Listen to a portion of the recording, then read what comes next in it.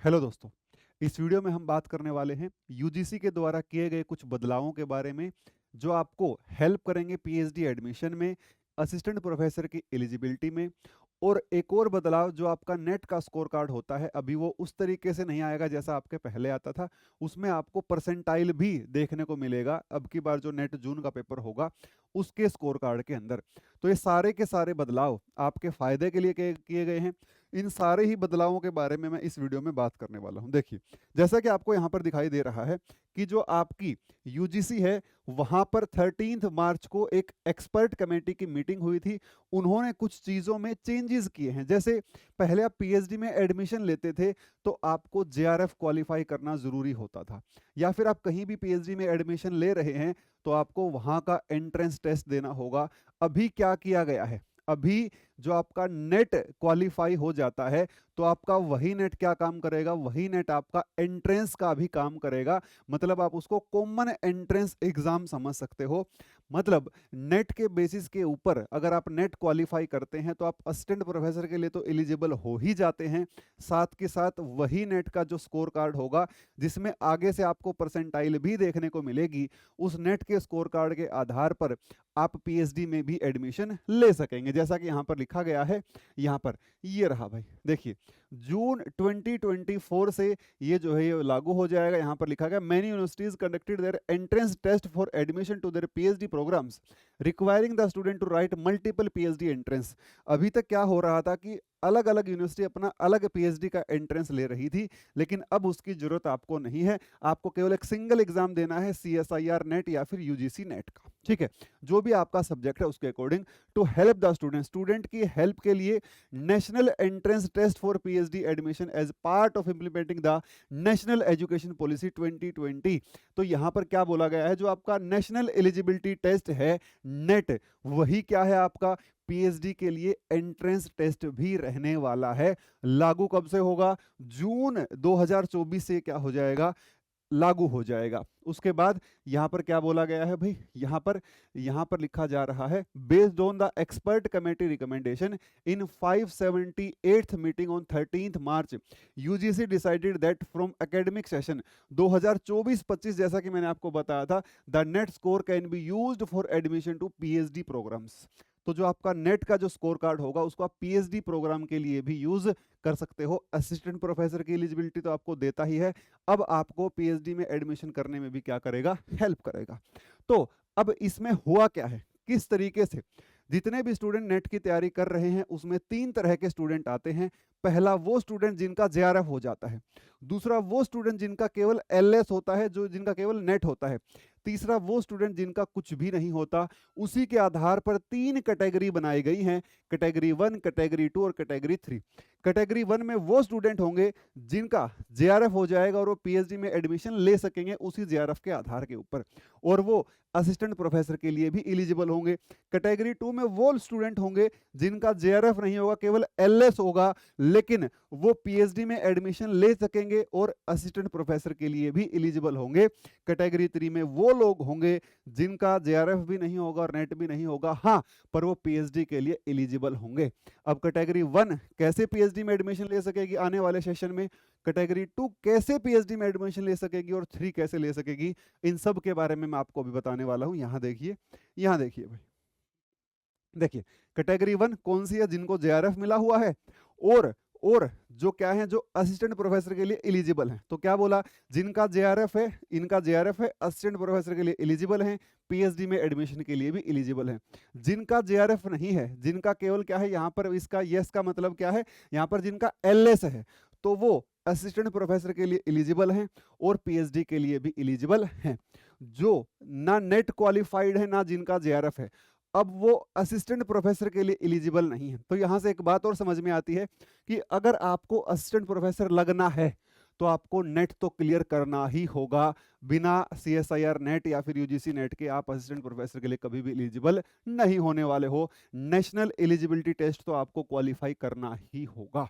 तो यहाँ पर ये बात समझ में आ जाती होगी आपको। तीसरी कैटेगरी से आप जेआरएफ के लिए वैलिड, जेआरएफ फेलोशिप के लिए वैलिड नहीं है, आप यहाँ पर असिस्टेंट प्रोफेसर के लिए भी वैलिड नहीं है, हाँ, आप पीएचडी में कहीं से भी एडमिशन ले सकते हैं। ये शायद आपको समझ में आ रहा होगा, ठीक है। इसके बाद क्या बोला गया, जो नेट का रिजल्ट है वो किस में होगा, वो आपका परसेंटाइल में होगा। मार्क्स के साथ साथ क्या आएगी, आपकी परसेंटाइल भी आएगी। तो यहां पर लिखा गया है, अब यहां पर वो डिफाइन कर रहे हैं कि पहली कैटेगरी वाले किस तरीके से पीएचडी में एडमिशन ले सकेंगे, दूसरी कैटेगरी वाले किस तरीके से पीएचडी में एडमिशन ले सकेंगे। तो यहां तक एक बात क्लियर हो जाती है, अगर तो आपका एलएस है या फिर आपका जेआरएफ है तो आप पीएचडी में एडमिशन ले सकते हो, दोनों के ही आधार पर, ठीक है। और दोनों ही केसेस में आप एलिजिबल हो किसके लिए, असिस्टेंट प्रोफेसर के लिए। तो यहां पर अब बताना चाहता हूं कि किस तरीके से अगर आपका जेआरएफ है तो आप पीएचडी में एडमिशन ले सकोगे। तो यहां पर सीधा सीधा बोला गया है कि भाई जो जेआरएफ क्वालिफाइड स्टूडेंट हैं उनको अगर पीएचडी में एडमिशन लेना है तो उनको क्या देना होगा, सिर्फ और सिर्फ इंटरव्यू देना होगा, उनको कोई टेस्ट नहीं देना होगा किसी भी यूनिवर्सिटी के अंदर। वो सीधा क्या देंगे, इंटरव्यू ही देंगे, और इंटरव्यू के आधार पर ही उनका क्या हो जाएगा, उसमें पीएचडी में एडमिशन हो जाएगा। अब दूसरे स्टूडेंट जिनका केवल एलएस होता है, for the student who qualify in category 2 and 3, जो 2 और 3 कैटेगरी में क्वालिफाई करते हैं, मतलब 3 वालों का तो एलएस होता ही नहीं है, मेनली दूसरी कैटेगरी की बात हो रही है, जो 70% वेटेज है वो किसको दी जाएगी, 70% वेटेज दी जाएगी किसको, आपका जो सीएसआईआर नेट का एग्जाम हुआ और उसमें आपने नेट क्वालिफाई किया और वहां पर जो आपका स्कोर कार्ड आया, उस स्कोर कार्ड की ही जो परसेंटाइल होगी या फिर जो उसके मार्क्स होंगे, 70% वेटेज उसका रहेगा। अब यहाँ पर कैटेगरी 3 वो है जिनका एलएस नहीं होगा, मतलब किसी के मान लीजिए नेट की कट ऑफ 90 है, ठीक है, तो किसी बच्चे के 90 से ऊपर है और उसका जेआरएफ नहीं है, नेट है। अब कोई स्टूडेंट ऐसा भी होगा जिसके 80 मार्क्स हैं, तो क्या होगा, जो स्कोर कार्ड आएगा वो तो 80 मार्क्स वाले का भी आएगा, मतलब वो एलएस क्वालिफाइड नहीं है पर स्कोर कार्ड तो उसके पास है।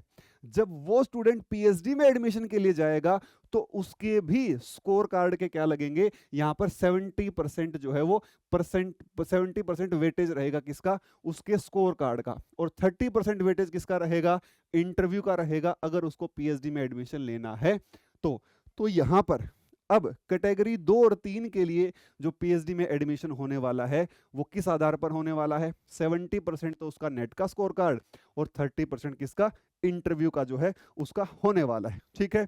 Next, the marks obtain in the net obtained by the candidate in category 2 and 3 will be valid for a period of 1 year. देखिए दोस्तों, ये बहुत बड़ी बात है, आपको समझना होगा। अगर आपका इस साल सीएसआईआर नेट होता है, ठीक है, तो आप 1 साल के लिए ही उस नेट के सर्टिफिकेट के आधार पर पीएचडी में एडमिशन ले पाओगे।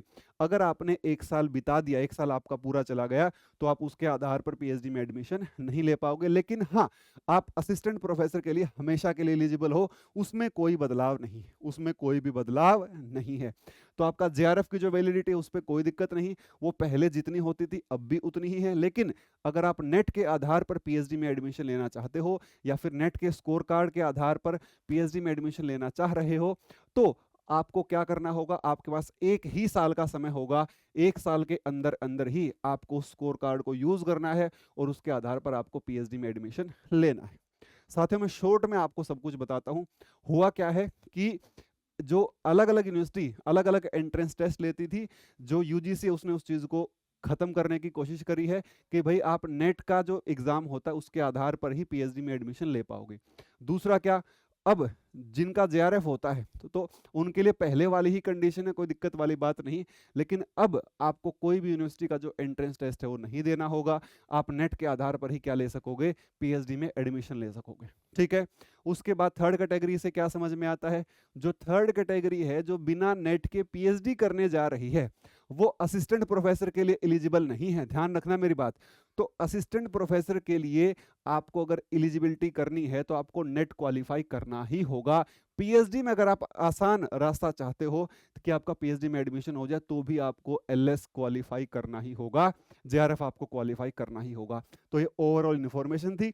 साथ के साथ एक खास बात क्या थी, खास बात इसमें ये थी कि भाई अब आपके नेट के स्कोर कार्ड में भी परसेंटाइल आ जाएगा। दूसरा क्या, अब इस नेट के स्कोर कार्ड के 70% वेटेज के ऊपर और 30% इंटरव्यू के आधार के ऊपर आप किसमें, पीएचडी में एडमिशन जो है वो ले सकोगे। लास्ट में क्या बोला गया, ये जो स्कोर कार्ड है ये आपका 1 साल तक वैलिड है। फिर से रिपीट कर रहा हूं, आपका जो नेट है ना वो तो लाइफ टाइम वैलिड है, लेकिन नेट के स्कोर के आधार पर अगर आपको पीएचडी में एडमिशन लेना है तो आपको 1 साल के अंदर अंदर ही लेना होगा। अगर आपको इन्फॉर्मेशन इंपॉर्टेंट लगी है, जरूरी लगी है, तो वीडियो को लाइक करना, शेयर करना, चैनल को सब्सक्राइब करना ना भूलें। Thank you so much.